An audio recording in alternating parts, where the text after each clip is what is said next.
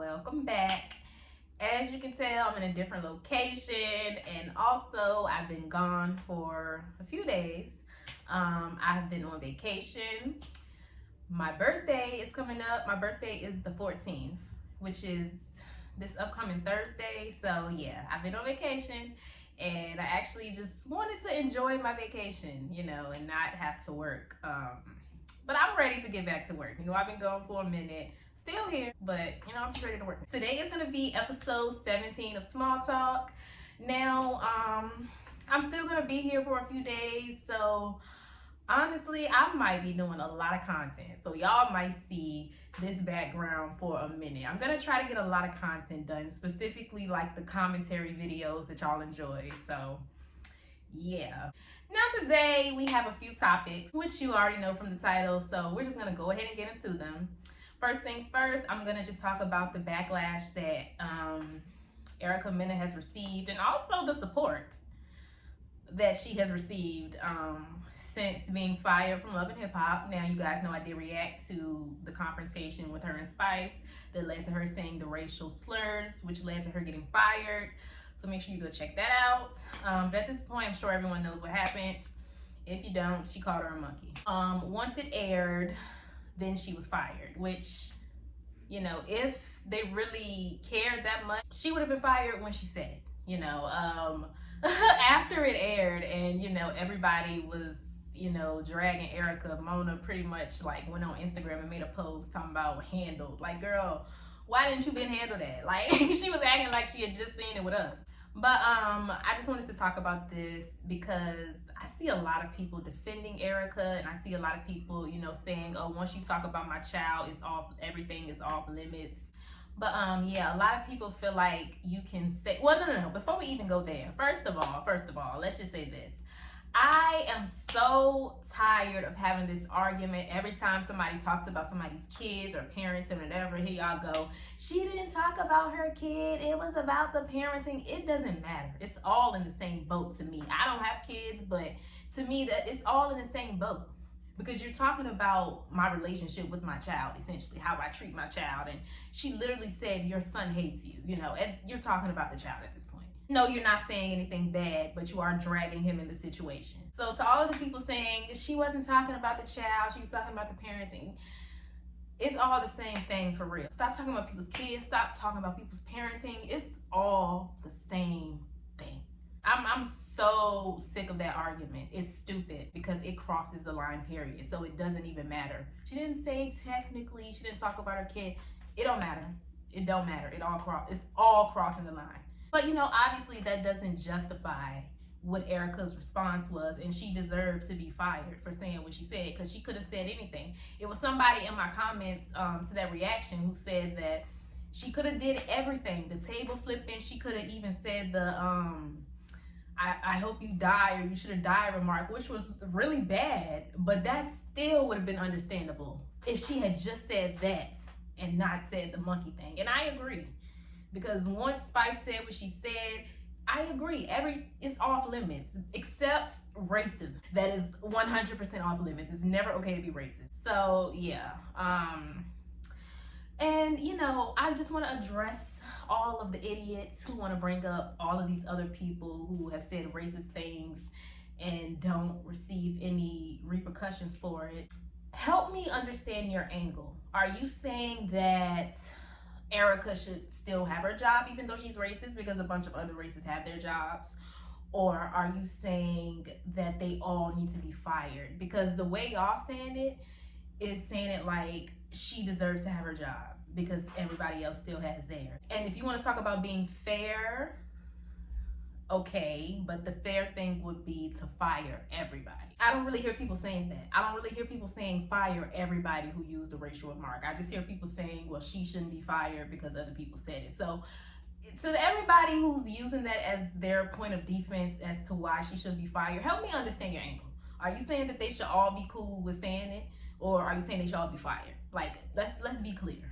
Because y'all sounding a little coonish, cape-ish. I just hear a lot of people advocating for her, saying she shouldn't have been fired, and I don't understand why black people, black women, whatever, always run to cape for these Latinas who think that they're better than us anyway. But that's what y'all want to do, child. I don't understand it. I don't understand the way y'all come to the rescue of people who consider you beneath them simply because of the way you look. Like, I literally could not care less that she lost her job after she said that. I feel like Spice was wrong 100%, and I said that. But am I gonna be here like, no, Erica shouldn't have lost her job? No. She deserved it, and y'all are tripping.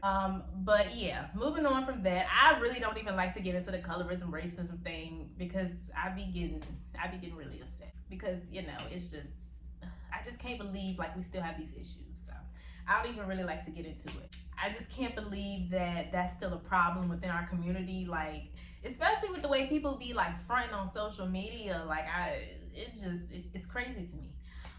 So I really don't even like to get too much into it, but I just had to say that because I cannot, the amount of people saying she shouldn't have been fired for that. Moving on. Okay, so the next topic is completely different than anything we have ever talked about on this channel. I don't think I've ever talked about Joseline's Cabaret. I barely get into the zoo shows, and I definitely don't talk about Now That's TV, which is no shade. But y'all know the reality shows I prefer is like Housewives and stuff like that. But I ain't gonna lie, I checked the Met out, which, if y'all don't know, Jessica Dime from Love and Hip Hop, she has a show on Now That's TV, which is the up and coming, pretty much they're like a competitor of Zeus. I mean, they are flat out copying Zeus. I'ma just say it. They are taking that, like, they have a South Central Baddies. Now they have the Mint, which is kind of similar to Joseline's Cabaret. Now they do have some things that are different. I think they have like something that's kind of like a charm school or something. But yeah, they did boxing matches. Like, to me, I mean, and it is what it is. Like, you know, all of the big brands and stuff have competitors. But you know, to someone who doesn't know what Now That's TV is, if I had to describe it, that's the best way I would describe it. They are Zeus's competitor. So with that being said, obviously when Jessica Dime introduces this show on Now That's TV called The Mint, which is about exotic dancers, and it's a competition-based show with the cash prize, of course it's going to be compared to Joseline's Cabaret. No, they're not necessarily dancing. Well, they are still dancing, but no, they're not necessarily dancing in a cabaret. They're not going on tour with Joseline. No, it's not completely the same thing, but do I think Jessica looked at her show and was like, I like that idea, but I would do this differently, and did it? Yeah. And there's nothing wrong with, I don't feel like there's anything wrong with that. But she seems to get really offended when people compare it to Joseline's Cabaret, and it's like, girl, these shows are so similar. Like, how are you offended? Now, for those who do not watch Zeus content, I'm sure most of y'all do though. I don't know. I think y'all may know what it is, but for those who don't, you know, Joseline's from Love and Hip Hop as well. Her and Jessica know each other. They used to dance in Miami. So even more of a reason where it's just like, girl, you were inspired, and it's okay. Yeah, they knew each other way before they even got on Love and Hip Hop. But yeah, you know, they were both on Love and Hip Hop. And then they both left. Joseline went to Zeus, and she started Joseline's Cabaret, where she has a bunch of dancers come and go on tour with her and dance in her cabaret, and they go tour around the world. Now, Jessica's show, titled The Mint, she grabs exotic dancers who want to get out of that lifestyle and focus on other things. You know, like some of the girls want to rap, you know, some of them, you know, lashes, hair, owning a strip club, stuff like that, which I think is a very dope concept. I like both of the different spectrums of it, you know, because there's nothing wrong with dancing, and it's also nothing wrong with wanting to get out of it. So I like I like the two different spectrums or whatever of it. And also, to me, I feel like that kind of prevents them from being in competition with each other. You know, Joseline's girls, they want to dance. They still want to dance. They love dancing. Jessica's girls don't want to dance, you know, and she actually made sure of that. I watched the auditions, and I watched the first 2 episodes. I think it's only 2 out right now. And yeah, she was she was making sure that they actually wanted to stop dancing. It was some girls there who didn't want to stop dancing, and she sent them home because that's not what they was there for. So the shows are completely different, and I like the two different goals of the show, but we can't help but see that it's similar. Now, a lot of people, do I think she's trying to be Joseline? No, not at all. Do I think she's inspired by Joseline because they come from the same type of background? Yes. And I don't really understand why she won't just say that or why she gets offended, when people compare the shows, because it's just it's quite apparent. I do like the show. The show is interesting. And honestly, with all of the stuff that's been happening on Joseline's Cabaret at the reunions with Ballistic and them fighting the girls and stuff, I'm kind of liking the men a little bit more right now anyway, even though we only 2 episodes in. I don't really care for this new season because I don't really care for none of the OGs she brought back. But yeah, we're not going to get into Joseline's Cabaret. This is strictly comparing the 2 shows. So I like the show. I think it's a great concept. I don't necessarily think she's trying to be Joseline like some people say because of the way she talks to the girls. I just think that's probably like strip club culture or something. Now, I'm not a stripper. I ain't never been a stripper, okay? So I don't know. I'm just saying I would assume that that's probably how they'd be talking. I don't know, y'all. I feel like the girls probably used to being talked to like that. Some of them probably got pimps and all types of stuff. I just feel like that's the culture in that type of industry. So I don't necessarily think that she's trying to be like Joseline in that way. And she's also not as she's not as rude as Joseline. She's still trying to be nice. She's still trying to help the girls.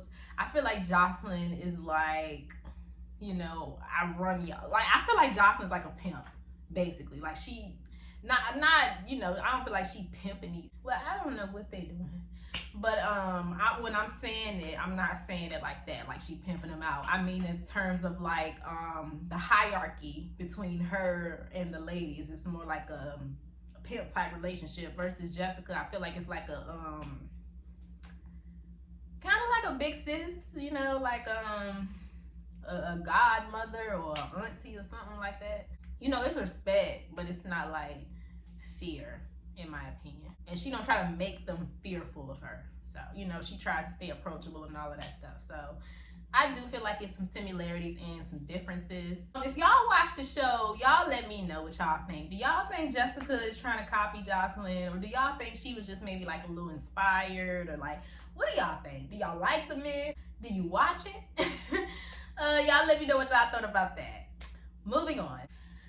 Now, this last topic, I'm not going to spend too much time on because I already said that if this were to happen, I was not going to care. So basically, the designer that designed Sheree's fashions for the fashion show that premiered last season, of course he came out and said that she didn't pay, because of course she didn't pay him. And I told y'all she didn't pay him, and I told y'all she didn't pay Rowan either. I told y'all all of this in my review. We already know how it is with Sheree at this point. And I told y'all that at a reunion, somebody was gonna come out with some receipts about Sheree. It's just the same song and dance at this point with her. So the guy went and did this interview. Now, I'm not gonna recap the interview because it's telling us something we already know. Sheree did not pay. We know that. He's just explaining the scam and how she got away with it. So if y'all want to know like how she scammed him, like how exactly it happened, how Rowan was involved and all of that, then yeah, go check the interview out. But I'm not gonna go over it because we already know Sheree don't be paying. There was nothing shocking in this interview that I feel like we need to recap. No, well actually I lied. It's one thing because this is why I'm talking about it. So while he was talking about, the payment situation and how Rowan was involved, y'all know Miss Confetti, he actually said that Miss Confetti is trying to be on the show. And she is trying to maintain this friendship with Sheree so she can get on the show, which is making sense because if y'all remember, the confetti moment or whatever, she said that Sheree didn't pay her. So I didn't even understand how she was still working for Sheree at this point when she didn't already said she didn't get paid. But that's because Sheree is probably promising her to be on the show to some extent, which we ain't seen you all season. So she clearly still lying and scamming you. But yeah, I thought that was interesting. So Ms. Rawan want to pee. She was already acting like she didn't want to pay me. Now, if I do this for you to make you look good, because see, Rawan want to be on Real Housewives. That's her whole goal. So she's trying to be Sheree friend, to be friend of the show, and then think she could get a piece and get on there. You get what I'm saying? So that's her whole plan. If y'all want to see the interview, if y'all want to hear exactly how she scammed him, I would advise y'all to go check it out. He bought all the receipts. What the rest of it? Gotcha. Yeah, man. He was very detailed, and it was very, very believable. I just don't care. Because y'all need to start asking Sheree for y'all money up front. And I feel like at this point, everyone who has been a victim of Sheree the Scammer needs to come together and file a class action lawsuit on her at this point, because this is crazy. But yeah, that was today's episode of Small Talk. Y'all let me know what y'all thought about that in the comments down below. Stay happy, healthy, and all of that good stuff, and I will see y'all in my next video. Bye.